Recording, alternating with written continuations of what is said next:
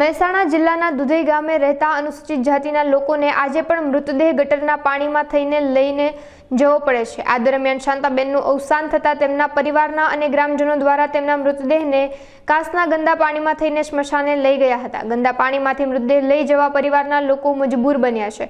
આ મામલે યોગ્ય કાર્યવાહી કરવા માટે દુધઈ ગામમાં વસતા અનુસૂચિત જાતિના લોકોએ કડી તાલુકા પંચાયત અને મામલતદાર કચેરી ખાતે આવેદનપત્ર પાઠવ્યું હતું।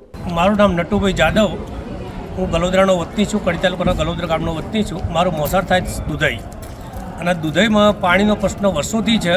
બીજું કે દલિત સમાજનું જે સ્મશાન ગૃહ છે, કોઈનું અવસાન થાય, સ્વજનનું અવસાન થાય ત્યારે ડેડ બોડી લઈને જવાનું હોય ત્યારે એ જવાના રસ્તા પર મોટી ખાઈ જેવો કાચ છે।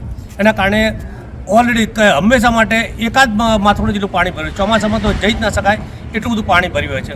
અવારનવાર આના માટે રજૂઆત કરી છે, તાલુકામાં રજૂઆત કરી છે, મામલતદારમાં રજૂઆત કરી છે, છતાં એનો કોઈ પ્રશ્નનો નિકાલ આવ્યો નથી। હમણાં મારા એક માસીબાનું અવસાન થયું, એ લઈ ગયા તો અમારા સમાજના લોકો પણ આવતા અને અમારી આ પરિસ્થિતિ જોઈને એ લોકોને તમે શું કરો છો?